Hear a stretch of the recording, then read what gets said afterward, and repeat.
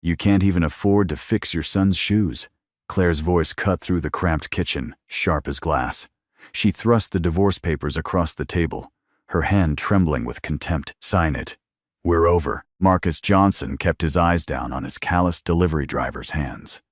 Behind Claire, Trevor Hayes leaned in the doorway, smirking, his expensive suit absurd in this small Cleveland apartment. In the living room, 8-year-old Mason gripped a worn sneaker with a split sole, listening. Then Marcus's phone buzzed silently, deep in his pocket. A private New York number. By sunrise, everything would change. The morning had begun like every other morning on Delmar Street. The apartment smelled of motor oil and instant coffee, the way it always did. Marcus rose before the sun, the way he always did, and he smoothed the cowlick that always rose from the back of his son's head, and he poured cereal into the chipped blue bowl, and he watched the boy eat with the kind of unbroken attention only a father knows how to give. The left sole of Mason's sneaker had split 3 weeks earlier. Marcus had patched it twice with rubber cement and a strip of black electrical tape.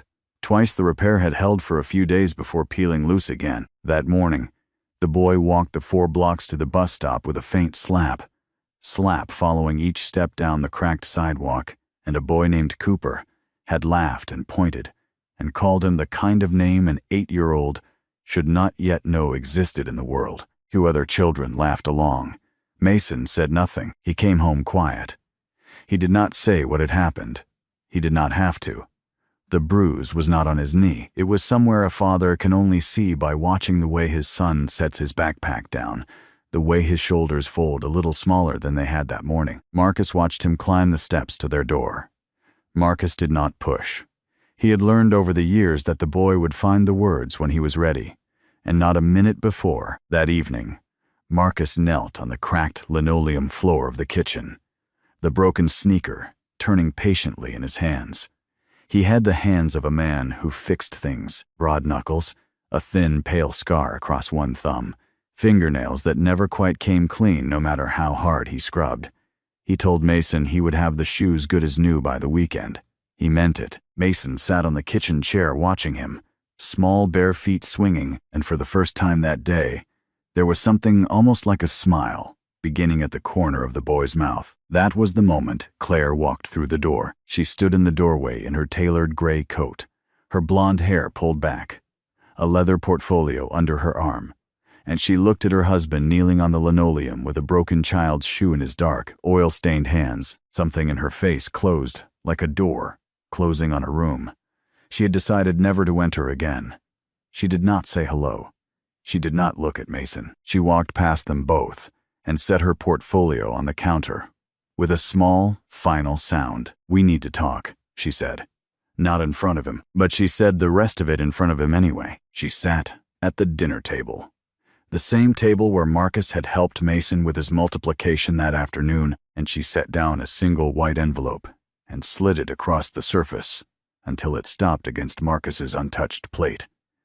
Her voice was flat and rehearsed. "I've already signed. I had it drawn up last week. You can't even afford to fix your son's shoes. Do you understand what that means?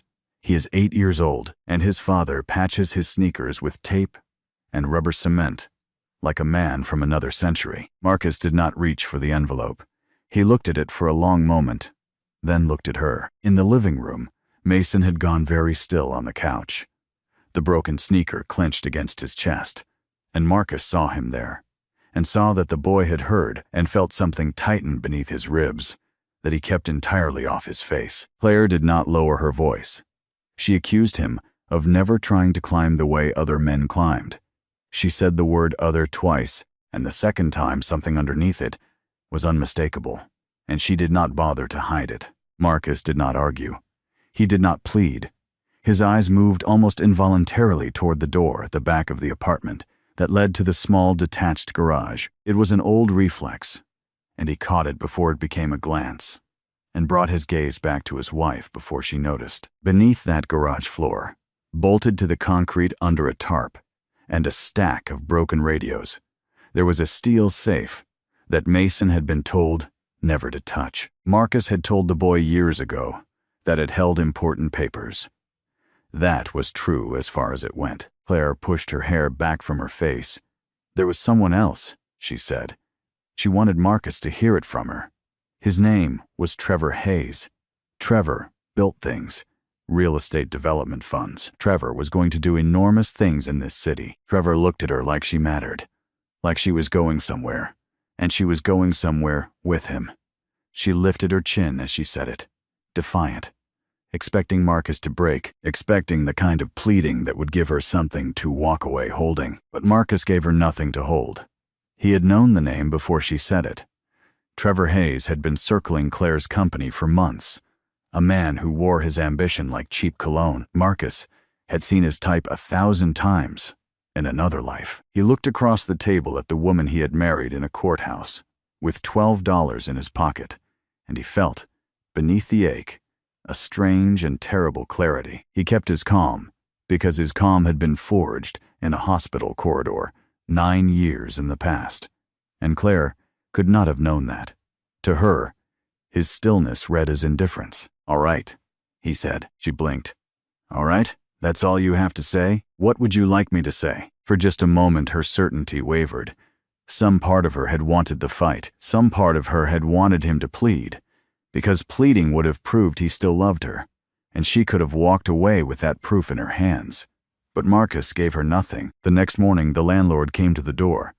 Walter Pruitt was a heavy-set white man in his 60s, who owned half the block and treated his tenants like a debt he resented. He carried a yellow eviction notice in one thick hand, and before he taped it to the door, he made a point of standing in the hallway long enough to be sure Marcus heard every word he had brought with him. The rent was 3 weeks late. Marcus had the money, or could have had it in 20 minutes, with a single phone call. He counted out what was in the coffee can above the refrigerator and came up $60 short, and he asked Pruitt for 2 more days. Pruitt smiled the smile of a man who had been waiting for this moment. He let his eyes drift around the small apartment, taking in the second-hand couch and the chipped blue bowl on the kitchen table and the dark-skinned man standing quietly in the doorway. "Men like you," Pruitt said, slow and deliberate, "shouldn't be raising children in a building they can't pay for. Children deserve better than that. This neighborhood deserves better than that." He said the word like a verdict. Mason had come down the stairs in his socks. He stood 3 steps up, gripping the banister, hearing every word. He did not know all of what Pruitt meant. He knew enough. He understood, without anyone explaining it to him, that there was a word for what was happening in that hallway, and that the word had to do with the color of his father's hands. When Pruitt finally taped the notice and walked away down the corridor, Mason did not move from the stairs for a long moment. The lesson arrived without a teacher, the way some lessons always do for boys like him. Wednesday came in gray. Marcus stepped out the front door of the building at 6 in the morning to start his delivery route, and he stopped on the top step and stood very still. The delivery van was at the curb where he had parked it the night before. Both tires on the driver's side had been slashed, the rubber peeled back like dark fruit. The side mirror was on the asphalt in 2 pieces. A long key gouge ran the entire length of the driver's door, and along the side panel, in dripping white spray paint 2 feet high, someone had written a word he had been called twice in his life, and had hoped his son would never have to read. Nothing had been stolen. That was the detail that stayed with him. This was a message. Marcus did not yet have a name for the hand behind it, but he had spent his entire adult life reading the difference between chaos and design, and this had the cold fingerprints of design all over it. A Cleveland police cruiser drifted past the curb, just as he stepped down to look at the damage. Both officers slowed and stared, not at the van, not at the word painted across it, but at the black man crouching beside the slashed tire with a piece of broken glass in his hand.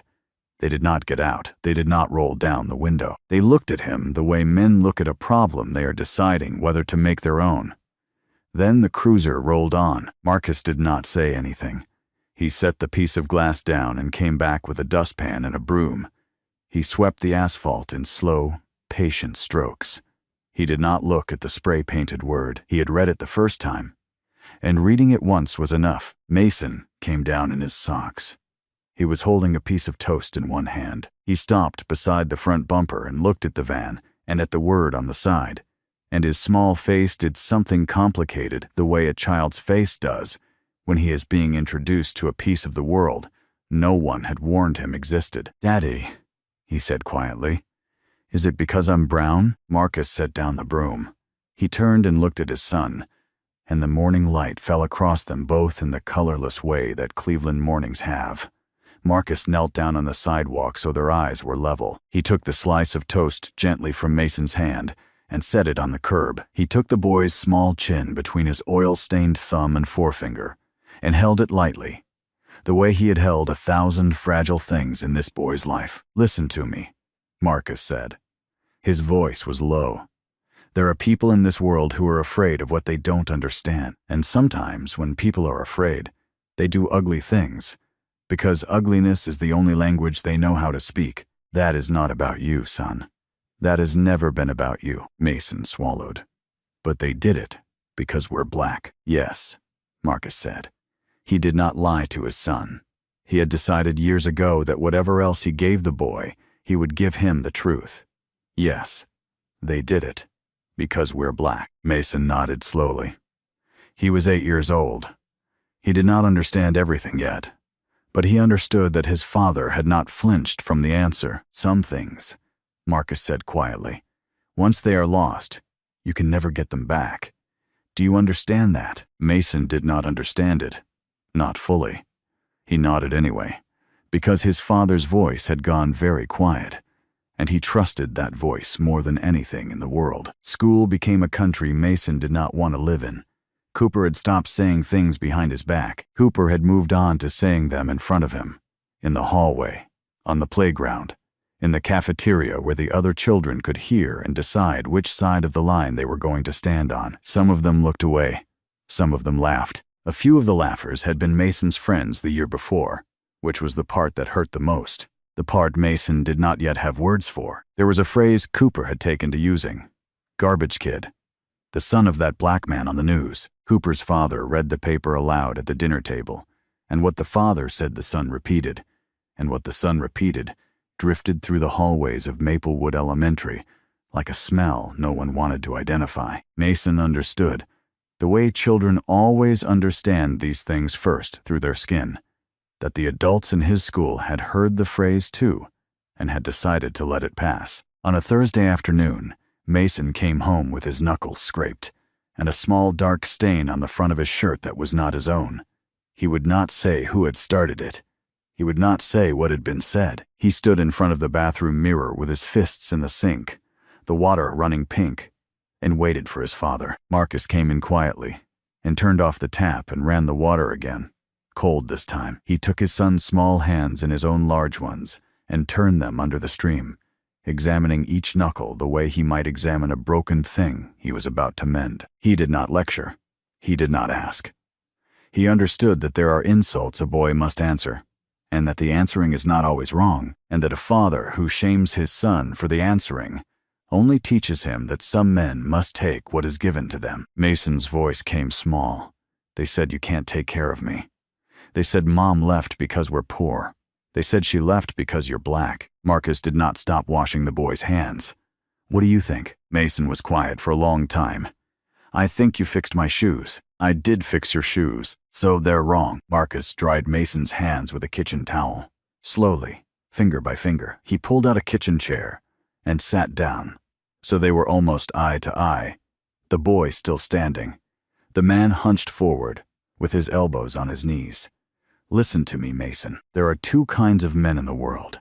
Some men measure another man by what's in his pockets. Some men measure another man by what he would empty his pockets to protect. You're going to meet both kinds your whole life. The ones who measure by pockets, they will look at you and at me, and they will think they know something they do not know. Let them. Some of them will say cruel things. Some of them will say crueler things when they find out you don't break. You don't have to break, but try, son. Try every single day to be the second kind." Mason climbed into his father's lap then, which he had not done in almost a year, since he had decided at 7 that lap-sitting was for babies. Marcus put one arm around him and rested his chin on the top of the boy's head, and the two of them sat that way in the small kitchen with the dripping tap, while outside on Delmar Street, a delivery van, with a spray-painted word along the side panel, sat waiting for tires that had been ordered and had not yet come in. Friday morning, Marcus signed the divorce papers. He did it at 6 o'clock at the kitchen table before Mason woke, with the same pen he used to sign delivery manifests. He did not read the document. There was nothing in it he needed to see. Claire watched from the doorway in her gray coat. When he pushed the signed pages back across the table, she gathered them quickly, almost guiltily, the way a person grabs something before it can be taken back. Trevor was sending a car for her at noon. They would work out Mason. They would work out the rest. She left at noon. A black sedan idled at the curb beside the ruined van, and Claire Reeves slid into a world of leather and quiet and climate control, and did not look back at the window where her son stood watching. The day passed, the way days pass, when something has ended. Marcus finished the second sole of the mended sneaker and set the pair on the counter, good as new, ready for Monday. He made spaghetti for dinner because it was Mason's favorite, read 3 chapters of a book at bedtime, and closed the bedroom door softly. Then, he sat alone at the kitchen table after the apartment had gone quiet. The coffee sat where it always sat. The mended sneaker lay on the counter. His phone rested face down on the wood beside his cup. At 11 minutes past 10, it began to ring. He knew the number before he turned it over. A private line that fewer than a dozen people on Earth possessed. He had not heard it ring in nearly 2 years. He answered on the third ring. The voice on the other end was crisp and afraid in the controlled way of men who are paid never to sound afraid. It was the chairman of the board of Blackridge Holdings, and he spoke for 90 seconds without interruption. Marcus listened, his eyes on the mended shoe across the room. The Mercer merger, the largest acquisition the firm had ever attempted, $11 billion in motion across 3 continents, was collapsing. The architecture of the entire deal had been Marcus's, designed years ago, and left dormant. Now that it was failing, there was exactly one person alive who understood it well enough to save it. The board had voted. They needed him, not his advice relayed through proxies and white attorneys, as it had been for 2 years. Him, in the room, visible. "You understand what we're asking, Marcus," the chairman said. "You've kept yourself off paper for 11 years.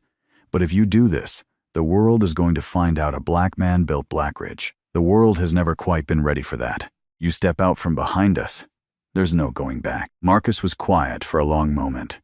Through the thin wall, he could hear his son's slow, even breathing in the next room. He thought of Eleanor, dead 9 years now, who had once told him that the day his son was old enough to know who his father really was would be the day Marcus would finally have to stop hiding.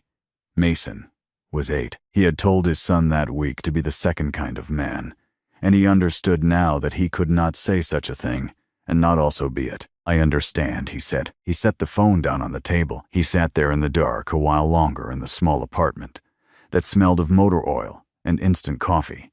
The apartment a woman had left that morning because the man who lived in it would never be somebody. Then he rose, crossed to the doorway of Mason's room, and stood watching the small shape rise and fall beneath the blanket. "Tomorrow," he said softly. "Tomorrow everything changes." By morning, the financial world had its headline, though it did not yet have a face. A formal valuation filed quietly through Blackridge's attorneys before dawn made it official. The founder of Blackridge Holdings, still unnamed in print, was now recognized as the wealthiest man in the state of Ohio. The number ran across the morning programs, and reporters chased the name behind it and hit the same wall they always hit. And on Delmar Street, the richest man in Ohio made cereal for his son and drove him to school in a borrowed pickup truck. The reveal came 2 weeks later in Chicago. The Sterling Gala was the largest gathering of money in the region, a black-tie evening where a single conversation beside the bar could redirect millions. Trevor Hayes arrived with Claire on his arm in a gown the color of deep wine, and for an hour they were exactly what they had come to be, the city's new power couple, ascending, photographed, envied. Claire felt for the first time in years that she had arrived. The chandeliers threw light across a sea of people who mattered, and she stood in the middle of it and let herself believe she had finally chosen right. Then something in the room changed. It started near the entrance and moved inward like a current. A turning of heads, a dropping of conversations mid-sentence, A strange electric hush that spread table by table. People were rising to their feet. Not a few people. Hundreds of them. The most powerful figures in 3 states, standing the way a congregation stands. A man had entered in a black suit that fit him like armor worn into battle. He moved without hurry, without any visible awareness of the silence collapsing around him. And the chairman of the largest bank on the floor, a white-haired man who had kept United States senators waiting, crossed the room personally to meet him and shook his hand with both of his own. Claire's glass stopped halfway to her mouth. She knew the walk before she let herself know the face. She knew the set of the shoulders. She knew the way the man carried quiet through a loud room, the way a stone carries weight through water. The wine in her glass trembled. It was Marcus. A microphone had appeared at the front of the hall, and the master of ceremonies was saying something Claire could not hear over the rushing in her own ears. Then Marcus stepped to the podium, and the room held its breath as one body. "For 2 years," Marcus said, and his voice filled the hall without effort. The voice of a man who had never once needed to raise it. "You have been asking who built Blackridge Holdings, who designed the Mercer architecture, who has been sitting behind the curtain while the rest of you guessed." He let the room wait. "My name is Marcus Johnson. I founded Blackridge 11 years ago. I am its principal and its majority owner, and the merger that half the people in this room have staked their year on lives or dies by a decision I will make this week." The hall did not erupt. It did something stranger and more total. It went utterly silent. The silence of several hundred powerful people, simultaneously recalculating everything they thought they knew about a man they had been imagining for 2 years, and had assumed, without quite saying so, was someone who looked like them. Across the room, Trevor Hayes had gone the color of paper. His development fund, the engine of everything he was, had been financed 18 months ago through a chain of intermediaries he had been too arrogant to trace. The capital had come through a holding company, and that company through another, and the trail had vanished into the fog that surrounded Blackridge. He had built his empire, he now understood, on the patient money of the black man whose wife he had taken, the black man he had spoken about in a dozen quiet rooms and language. He would have died to take back. The collapse came the way. Real collapses always come. Not with a single blow, but with a slow, surgical withdrawal of the thing that had been holding everything up. The patient capital that financed Trevor's development fund came due, and the intermediaries who had been so accommodating turned suddenly, immovably formal. Lines of credit that had always renewed did not renew. A bank that had been eager became cautious, and then cold. Trevor made call after call, and felt the temperature of the entire industry drop around him. He confronted Marcus once at the Blackridge offices in downtown Cleveland, having talked his way past 2 layers of people who clearly did not want him there. He stood across a wide oak desk Trevor would have killed to sit behind, and he made a speech he had rehearsed in the elevator. "You're destroying me," Trevor said. "Over a woman. You're going to burn down everything I built over a woman who chose me." Marcus regarded him quietly. "I am not destroying anything, Mr. Hayes. I am withdrawing my support. There's a difference, though I understand it does not feel like one from where you're standing." He closed the folder on his desk. "You slashed the tires on a delivery van. You called my landlord and pressured him to put a black child out of his home. You sat in private rooms with men who run this city and spoke about the kind of neighborhoods my son lives in, as though human beings did not live there. You did all of those things because you were certain a man like me could not answer." Marcus's eyes did not move. "I am answering. That is all this is." Trevor opened his mouth and closed it again. Within the week, reporters who had once called Trevor a visionary were calling him overextended, then troubled, then finished. A young journalist at the Plain Dealer had taken the trouble to pull every public quote Trevor had ever given, every transcribed interview, every speech he had made at chambers of commerce. She had found the things he had said about certain zip codes, about certain demographics, about what made one neighborhood worth investing in and another not. She put it all on the front page beside a photograph of him, smiling at a ribbon cutting. The photograph did the work no commentary could. His fund failed publicly 2 weeks later. The reporters who had crowned him forgot him with the same speed they had once celebrated him. which is the only mercy that world reliably offers. He stood on the courthouse steps in front of a row of cameras and tried to project confidence, and projected only a man watching the floor disappear beneath him. Claire watched the whole thing from a condominium downtown that had been bought in Trevor's name and was about to be sold to cover what was left of his creditors. Her own company, which had once valued her, found her name too tangled with the season's largest scandal to keep her near its clients.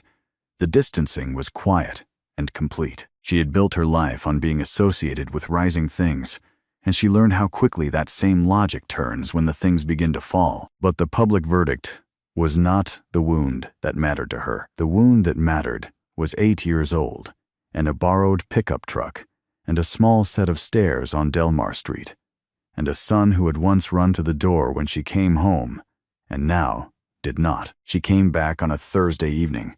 The van had 4 new tires now, and a fresh coat of paint that had been applied by a body shop 2 days after the gala. The eviction notice was long gone. Walter Pruitt no longer owned the building. She stood in the doorway of the apartment she had fled in a wine-colored gown, dressed now in plain jeans and a sweater, her hair gathered loosely, no makeup. There was no black sedan at the curb. She had taken a bus. She held a small paper bag of groceries against her hip, the way a person holds a peace offering she does not entirely believe in. "I made a mistake," she said. "Marcus, I made a terrible mistake. We were a family. Whatever else happened, we were a family. Mason needs us to be a family again.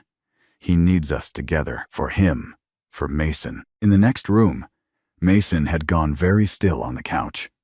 He was holding a library book about a planet he had been reading about for school. He had stopped reading the planet 2 minutes before. He had heard her voice from the hallway. He was 8 years old, and he was listening the way he had listened on the night this had all begun. Marcus set the wrench he had been holding down on the kitchen towel, folded across the counter. He did not invite her in. He did not close the door. "You didn't leave me when I was poor, Claire." His voice was not cruel. That was the worst of it for her. There was no cruelty in it at all. "I could have forgiven that. People are afraid of being poor. I understand fear better than you know." She opened her mouth. "You left me," he said. "The moment you decided a black man with oil on his hands had nothing in him worth keeping. That is the moment I cannot undo. You looked at the man who fixed your son's shoes, and you saw a small life and a smaller future, and you saw nothing of value in either. Nothing I am now changes what you saw then. The money does not undo it, it only proves it." Her face crumpled. "That isn't fair." "No," Marcus agreed. "Almost none of this has been fair. You should know that better than most." She stood in the hallway a long moment. She tried to see past Marcus into the living room. She could see only the edge of the couch and the corner of the library book lying open on the cushion. She wanted, more than anything she had ever wanted, for her son to come around the corner and into the doorway. He did not. When she finally turned and walked back down the hallway, Mason did not move. He did not stand. He did not call out to her. He did not say goodbye. He listened to her footsteps down the stairs and across the front walk and out to the curb, and he stayed where he was on the couch, with the library book open in his lap. That silence, the small, clean silence of an 8-year-old who had decided not to choose her, was the thing that broke her heart in a way the cameras and the columns and the canceled accounts had not. Because trust like that, once a child decides he no longer has it for you, is not a thing a person can rebuild on any schedule the world will permit. A week later, on a soft autumn evening, Mason came out and sat down on the back step that led to the small garage off the rear of the apartment. He was turning the old mended sneaker over in his hands the way Marcus himself turned broken things. The new shoes were in the closet upstairs. He had taken these out of the box because he had wanted them. Marcus found him there and sat down beside him on the step. They sat in silence for a while. The September air smelled of leaves. "Dad," Mason said without looking up, "can I ask you something? And you tell me the true answer?" "Always. If you were rich the whole time, if you were the man on the news, the richest man in the state, why did we live like this?" The boy struggled with the question, the way he struggled, with the questions that were too big for the words he had. "Why didn't I get good shoes? Why did Mom think we were poor? Why didn't you just show her, and she would have stayed?" It was the question Marcus had dreaded for years, because the clean answer required him to open a room he had kept locked since a hospital corridor 9 years gone. He looked out at the small dark yard. Then he reached over and took the sneaker gently from his son's hands, the way he had taken it on the night this all began. "Your mother," Marcus said quietly. "Your real mother, Eleanor. I have not told you much about her." Mason went very still. "She married me when I was a different man than the one you know. I was building Blackridge then, and I was good at it. I was in every important room. I was never home. And the men I did business with, the kind of men who measure people by how useful they are. When they could not reach me, they reached for the things I loved." He turned the sneaker slowly in his hands. "They used your mother. They never let her be a person in those rooms. They saw a black woman married to a black man who had walked into their world without permission, and they saw a way to push back. They said things to her, and they said things about her, and the pressure on her did not stop. Not for 1 year. Not for 2. He went very still. She got sick, and even then they did not stop. I sat in a hospital corridor at the end of it, and I understood that I had built a thing that ate the people I loved. So the week after we buried her, I took you. You were a baby, and I walked away from all of it." He set the shoe down between them. "I ran Blackridge through other people, white men mostly, in suits that fit them right, who could walk into any room without being asked twice. I brought you here and bought us a small life, because I had seen what the big one does to the people inside it. I wanted you to grow up knowing what a man is actually worth before anyone ever told you what he was worth on paper." He looked at his son. "And your mother, Claire. I hope she had married the delivery driver because she wanted him. When she found out that she had not, she had already shown me which man she had been waiting for all along. I could not have shown her the truth to keep her son. The truth was the one thing that was always going to send her away." Mason was crying now, silently, the way children cry when they have been trusted with something too heavy. He leaned against his father's side. Marcus put an arm around him, and they sat together on the step in the soft dark, while something inside the small frame slowly unclenched. "I'm glad you fixed my shoes," Mason said finally. "So am I," said Marcus. What Marcus did with the months that followed told the city more about him than any interview. He started a foundation in Eleanor's name, the Eleanor Johnson Fund, a scholarship for the children of working families on the east side of Cleveland, children who walked to bus stops with split souls, who came home with the wrong words ringing in their ears. The first 100 scholarships went out before most people even knew the fund existed. He did not put his own name on it. He put hers. Then he bought the block. He bought the building he had almost been evicted from, and the 3 around it. Every tenant was assured no rent would rise. Walter Pruitt, who had taped a yellow notice to a struggling man's door, found himself selling to that same struggling man and retiring on the proceeds. The families who lived there, the ones Trevor Hayes would have cleared out for something tall and glass, stayed. Their rent stayed. The block became, quietly, one of the safest places to be working class in the city of Cleveland. Trevor never recovered. A federal review turned up the kinds of things such reviews turn up when a man has been more concerned with appearing successful than with being solvent. He left Cleveland eventually for a smaller city, and the columns that had crowned him forgot him. Claire tried, in the slow and stumbling way of someone who has finally understood the size of a thing too late. She never asked Marcus for money. She asked only for time with Mason, and Marcus gave it, because the boy had known her as his mother for nearly all of his life, and Marcus would not be the man who took her from him out of spite. He had watched what spite did to families, but the thing between Claire and Mason did not mend the way she needed it to. The boy was polite, sometimes kind, but the unguarded trust that had once flowed toward her was gone, and it did not come back, because trust like that is not a thing rebuilt on a schedule. A year passed. On a Saturday morning in early spring, Marcus stood at the edge of a blacktop court behind Mason's school. Mason had grown an inch over the winter. He was laughing more easily now than he had in the dark months after the gala. His shoes were good ones. Marcus had noticed that the boy still kept the old mended pair in his closet, tucked behind the new ones, and would not let them be thrown away, and Marcus did not ask why. He already knew. Another parent drifted over to the fence beside him. The man glanced sideways, taking in the unremarkable jacket, and something clicked. "Hey," the man said, half disbelieving. "You're him, aren't you? The Blackridge guy, the billionaire." He gave a short, awkward laugh. "What are you doing at a grade school basketball game? You're really that guy?" Marcus watched his son sink a shot. Mason turned and looked for his father at the fence, the way children check that the one person who matters is still there. And Mason found him, and grinned, and pointed at the hoop in promise of another shot. Marcus raised a hand and called back that he was watching, that he was always watching. Then Marcus turned to the stranger, and a faint smile touched the corner of his mouth. "No," he said.